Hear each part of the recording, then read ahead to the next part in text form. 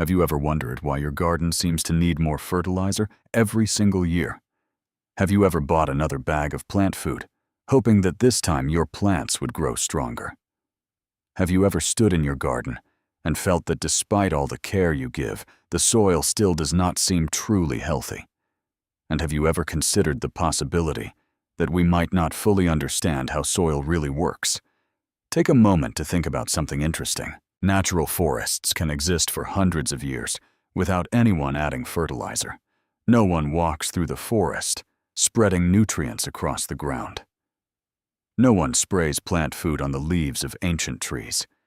Yet those trees continue to grow strong year after year. Something important is happening beneath the forest floor that allows that system to sustain itself. A quiet evening in a garden often brings these thoughts to the surface. The sun slowly lowers toward the horizon, and warm golden light spreads across the vegetable beds. The air becomes calm and peaceful. Leaves move gently in the breeze, and the entire garden feels still for a moment. It is during moments like this that gardeners sometimes pause and reflect on the seasons of work that went into caring for the soil. Many people begin gardening with a very simple belief: plants need nutrients and soil needs fertilizer. With this idea in mind, they visit the garden center at the start of each growing season. They purchase bags of fertilizer, bottles of liquid nutrients, and different soil amendments that promise healthier plants and stronger growth. At first, the results can look encouraging. Plants grow faster, leaves appear greener. The garden seems vibrant and productive. After several seasons, however, a different pattern begins to appear. Gardeners notice that they need slightly more fertilizer each year to achieve the same results they once had. The cost of maintaining the garden gradually increases. Despite the extra inputs, the soil itself does not appear to become stronger. It does not naturally improve over time in the way many people expect. Experiences like this often lead gardeners to ask deeper questions. If fertilizers are meant to improve soil fertility, then why does the soil not become healthier over the years? If the goal is to build fertile soil, then it would seem logical that soil should eventually require less external input rather than more. While many gardeners have been asking these questions, farmers in Korea and other parts of Asia have been using a different approach for decades. This system is known as Korean natural farming. Instead of depending heavily on commercial fertilizers, it focuses on understanding how natural ecosystems maintain soil fertility on their own. The creator of this approach spent many years observing forest ecosystems. In a forest, leaves fall to the ground and slowly decompose. Microorganisms living in the soil break down this organic matter and convert it into nutrients that plants can absorb. This process continues naturally and creates a stable cycle that supports plant life. Scientific research shows that a single teaspoon of healthy soil can contain millions of microorganisms. These microscopic forms of life include bacteria, fungi, and many other organisms that live beneath the soil surface. They work constantly to break down organic material, release nutrients, and support plant health. Seeing soil from this perspective changes the way we think about gardening. Soil is not simply a material that holds plant roots in place. Soil is a living ecosystem filled with countless organisms, working together beneath the surface. When this ecosystem becomes healthy, plants receive nutrients naturally through the biological activity within the soil. This idea forms the foundation of Korean natural farming. Instead of focusing only on feeding plants with external fertilizers, the system focuses on nurturing the living ecosystem within the soil itself. When soil life becomes active and balanced, the soil gradually becomes more fertile and resilient over time. The garden begins to function more like a natural ecosystem where soil, microorganisms, and plants support one another. Understanding this hidden world beneath the soil opens a completely new perspective on gardening. Caring for a garden becomes more than simply adding fertilizer and watering plants. It becomes the process of building a living system where soil life and plant life grow together in a natural balance. Once soil is viewed as a living ecosystem, many aspects of modern gardening begin to make more sense. For years, many gardeners have been taught to think of soil as a container for plants. A plant is placed in the soil, and nutrients are added to help it grow. When those nutrients are used up more, fertilizer is added. This approach is simple, and it has become very common in modern gardening and agriculture. In the early stages, this method can produce fast results. Fertilizers deliver nutrients directly to the plant, so growth often happens quickly. Leaves become greener, and plants appear strong. Vegetable beds may look productive within a short period of time. Because of this, many gardeners begin to believe that adding more fertilizer will automatically lead to better results. However, this approach often overlooks something extremely important. Soil is not an empty container. Beneath the surface, there is an entire community of living organisms working constantly. Healthy soil contains many different forms of life. Bacteria, fungi, nematodes, and other microscopic organisms live within the soil. These organisms form a complex biological network. They break down leaves, roots, and organic matter that fall onto the ground. During this process, they convert organic material into nutrients that plants can absorb. One of the most fascinating parts of this underground system is the network created by mycorrhizal fungi. These tiny fungal threads spread through the soil and connect with plant roots. Through this connection, plants receive water and minerals more efficiently. In return, the fungi receive energy produced by the plant through photosynthesis.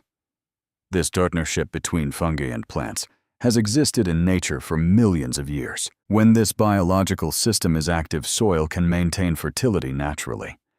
Microorganisms continuously recycle organic matter and release nutrients into the soil. Plants receive these nutrients gradually as they grow. Large amounts of synthetic fertilizer can interrupt this natural balance. When nutrients are delivered directly to plants, the soil ecosystem becomes less involved in the process. Plants begin relying more on external inputs rather than on the biological activity within the soil. Over time, microbial populations can decline, and soil may become less biologically active. This helps explain why some gardens appear to require more fertilizer every year. As soil biology weakens, the soil loses its natural ability to recycle nutrients. Gardeners then need to replace those nutrients through additional products. The approach used in Korean natural farming moves in the opposite direction.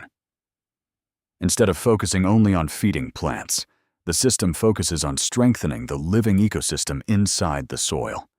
When microorganisms thrive, they take on the role of supporting plant growth. Soil microorganisms break down leaves, weeds, and other organic materials. Through decomposition, they transform these materials into nutrients that plants can use. At the same time, they improve soil structure, allowing soil to retain water and support strong root development. Gardens with active soil biology often show clear signs of health. The soil becomes loose and rich in texture. It holds moisture well and often carries the earthy scent commonly associated with forest soil. Plants tend to grow steadily and remain resilient throughout the growing season. These observations lead to an important question. If soil ecosystems have the ability to generate fertility naturally, how can gardeners encourage that process within their own gardens? Farmers who practice Korean natural farming discovered a practical starting point. They begin by collecting indigenous microorganisms that already live in the surrounding natural environment. The idea of collecting indigenous microorganisms may sound simple, but behind this practice lies an important ecological principle. In nature, every region develops its own unique community of microorganisms. These microscopic organisms have adapted over time to the specific climate, soil conditions, and moisture levels of their environment. They have evolved within that landscape and are naturally suited to survive and function there. Because of this adaptation, many practitioners of Korean natural farming do not rely on microbial products produced in distant laboratories. Instead, they look to the natural ecosystems surrounding their farms and gardens. Nearby forests, wild areas, and places covered with layers of fallen leaves often contain thriving communities of beneficial microorganisms. In a forest, every fallen leaf becomes part of a continuous cycle. Leaves settle on the forest floor and begin to break down slowly. Bacteria and fungi begin the process of decomposition. Over time, these organic materials are transformed into rich, fertile soil. This process continues year after year, creating a stable and self-sustaining ecosystem. Gardeners who follow Korean natural farming learn to bring a small portion of that natural microbial community into their gardens. The method used to collect these microorganisms is surprisingly simple and requires only a few basic materials. The process begins with cooked white rice. The rice is prepared normally without adding salt, oil, or seasoning. Once the rice cools and remains slightly warm, it is placed into a small wooden box or breathable container. The container should allow air to pass through because microorganisms require oxygen in order to grow. The box of rice is then taken into a nearby forest or natural area where the ground is covered with undisturbed leaf litter. This layer of decomposing leaves is one of the richest sources of microbial life in nature. The container of rice is placed gently beneath this layer and lightly covered with leaves. Over the next few days, something fascinating begins to happen. Microorganisms living in the surrounding environment detect the rice as a new food source. Bacteria and fungi begin colonizing the grains of rice and spreading across the surface. When the container is checked several days later, gardeners often find that the rice is covered with soft white threads. These white threads are fungal structures known as mycelium. Mycelium forms an important network within soil ecosystems. It helps break down organic materials and plays a key role in nutrient cycling. Seeing white mycelium covering the rice is a positive sign that beneficial microorganisms have colonized the rice successfully. Occasionally, other colors such as green or black may appear. These colors indicate the presence of different molds that may not be ideal for soil cultivation. In those cases, gardeners often repeat the process in another location. Once the rice has been successfully colonized by microorganisms, the next step is preservation. The colonized rice is mixed with an equal amount of brown sugar. The sugar helps stabilize the microorganisms and slows their activity so they can remain viable for a longer period of time. This mixture can be stored in a glass jar or clay container covered with a breathable cloth. The environment allows microorganisms to survive without being sealed completely. Within the Korean natural farming system, this preserved mixture represents an early stage of indigenous microorganisms that can later be expanded and introduced into garden soil. It becomes a foundation for rebuilding soil biology. One of the most remarkable aspects of this method is its simplicity and duatu. With only a small amount of rice and a short walk into a nearby natural area, gardeners can collect billions of beneficial microorganisms that are already adapted to their environment. Collecting indigenous microorganisms is only the beginning of the process. Once this living culture has been captured, gardeners can expand it further and introduce it into their soil to restore biological activity. Alongside this practice, many gardeners also begin creating natural fermented plant extracts that provide additional biological energy for plant growth. Once indigenous microorganisms have been collected and preserved, the garden begins to gain an important biological resource for rebuilding soil life. However, these microorganisms still require energy and organic materials in order to grow and multiply effectively. In natural ecosystems, that energy usually comes from plants, leaves, and other organic matter that continually fall to the ground. Observing this natural cycle inspired practitioners of Korean natural farming to create a fermented liquid known as fermented plant juice. The idea behind this method is surprisingly logical. When a plant is in its most active stage of growth, especially at the tender growing tips, it contains a high concentration of enzymes, natural growth hormones, and nutrients. These growing tips are biologically active parts of the plant.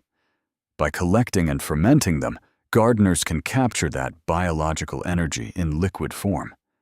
Interestingly, the plants most commonly used for this process are often weeds that grow vigorously in the garden. These plants thrive under local conditions. They adapt naturally to the climate, soil type, and moisture levels of the region. Because of this, they contain biological characteristics that match the environment where the garden exists.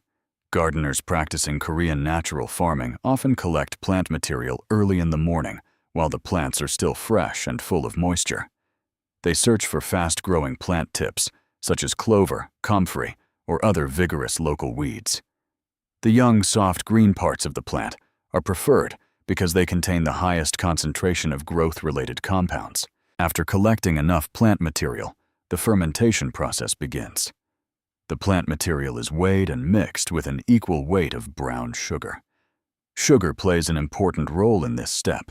It draws moisture and plant compounds out of the plant tissues through natural osmotic pressure.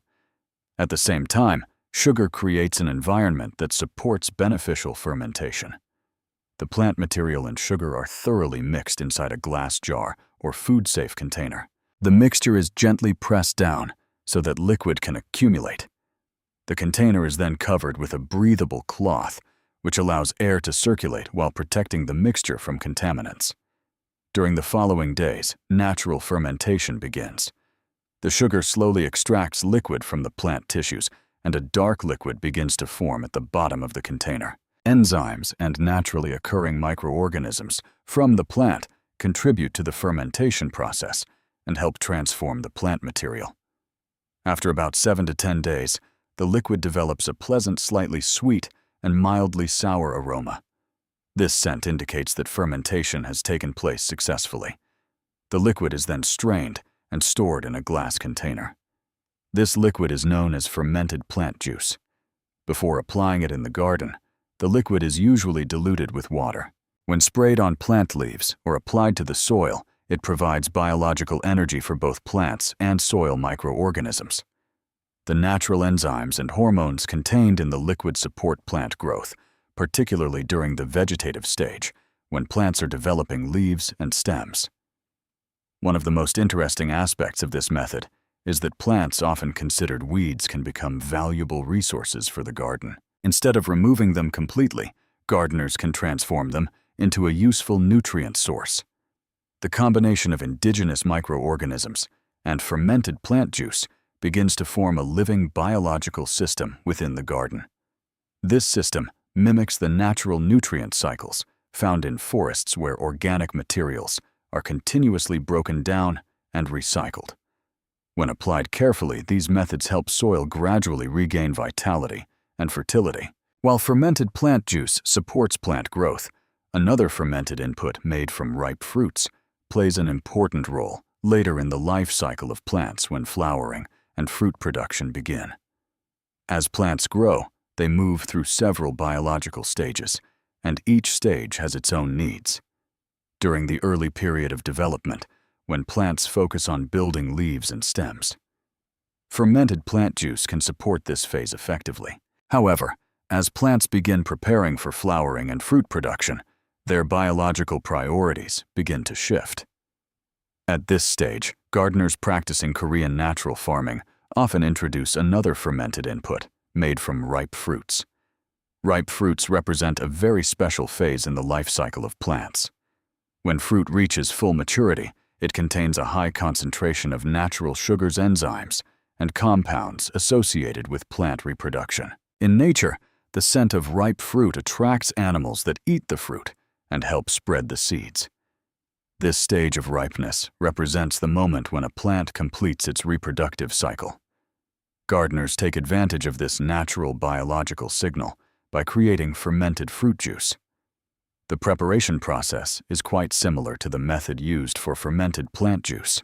Soft, ripe fruits are usually chosen because they contain abundant sugars and natural enzymes. Fruits such as bananas, papayas, apples, or other locally available fruits are commonly used. The riper the fruit, the easier it is for fermentation to begin. The fruit is cut into smaller pieces and mixed with an equal weight of brown sugar. As in previous fermentation processes, the sugar helps draw moisture and plant compounds from the fruit tissues. Once mixed thoroughly, the fruit and sugar mixture is placed inside a breathable container that allows fermentation to occur naturally. Over the course of about a week, the mixture begins releasing liquid as fermentation progresses. The resulting liquid develops a dark color, along with a sweet, slightly fermented aroma. This liquid becomes fermented fruit juice. Before applying it in the garden, the liquid is diluted with water. Gardeners commonly spray the diluted solution onto plant leaves or apply it around the root zone during the flowering and fruiting stages of plant growth. The biological compounds present in the fermented fruit act as signals that support the reproductive stage of plants. Many gardeners notice that applying the right type of fermented input during the correct stage of plant growth can influence the overall balance of plant development. Plants respond not only to nutrients, but also to biological signals related to their growth cycle. Within Korean natural farming, the use of biological inputs often follows the natural rhythm of plant development. When preparing soil before planting, indigenous microorganisms are introduced to rebuild soil biology. During the vegetative stage, fermented plant juice supports leaf and stem growth. As flowering begins, fermented fruit juice is used to assist reproductive development. This sequence creates a balanced biological system for plant nutrition. Instead of delivering large amounts of nutrients all at once, the system provides biological signals and gentle sources of energy that align with the natural growth cycle of plants. Gardeners who maintain active soil biology often observe visible signs of plant health.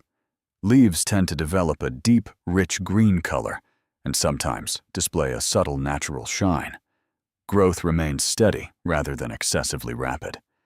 Soil texture improves as organic matter and microbial activity increase. It is important to recognize that rebuilding soil biology requires patience if soil has been dependent on synthetic fertilizers. For many years, microbial populations may need time to recover. Often, a full growing season is required before noticeable changes occur. As the soil ecosystem becomes stronger, the garden gradually becomes more resilient and less dependent on external inputs, along with providing biological nutrition for plants. Many gardeners also use a beneficial microbial solution to help protect plants from certain common garden diseases. This solution is based on a group of microorganisms known as lactic acid bacteria. Along with building soil health and supporting the different growth stages of plants, another important factor in any garden is the ability to protect plants from common diseases. In natural ecosystems, plants rarely exist alone. They live within complex communities of microorganisms, including bacteria, fungi, and other microscopic life forms. When these biological communities remain balanced, beneficial microorganisms often help limit the spread of harmful organisms. One group of beneficial microbes that has attracted attention among gardeners is lactic acid bacteria. These microorganisms are familiar in everyday life because they are responsible for the fermentation of foods, such as yogurt, pickles, and kimchi. Lactic acid bacteria are known for producing mild acidic conditions that can limit the growth of certain unwanted microbes. In Korean natural farming, lactic acid bacteria are often collected through a simple fermentation process. The process begins with rice wash water. When rice is rinsed before cooking, the water becomes cloudy and contains starch along with naturally occurring microorganisms from the environment. This rice wash water is placed in a container and loosely covered with a breathable cloth. Air circulation allows natural fermentation to occur. Over several days, microorganisms present in the liquid begin to grow and interact with the nutrients in the water. When the liquid develops a mildly sour smell, it indicates that fermentation has begun. At this stage, the liquid is mixed with milk. Milk provides proteins and nutrients that allow lactic acid bacteria to multiply more effectively. During the following days, fermentation continues. The mixture slowly separates into two visible layers. A thicker solid portion rises toward the top, while a clearer liquid layer settles beneath it. The lower liquid layer contains a concentration of lactic acid bacteria. This liquid can be carefully collected and preserved by mixing in a small amount of brown sugar. When diluted with water, it becomes a microbial solution that can be sprayed on plant leaves or applied to soil. Gardeners often observe that lactic acid bacteria help create a competitive environment on leaf surfaces and within the soil. When beneficial microbes dominate the environment, it becomes more difficult for harmful organisms to spread and establish themselves.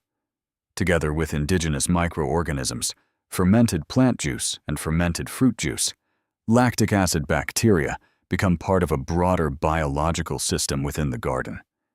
Each component in this system plays a different role. Indigenous microorganisms help restore soil life. Fermented plant juice supports vegetative plant growth. Fermented fruit juice supports flowering and fruit development. Lactic acid bacteria contribute to maintaining a balanced microbial environment.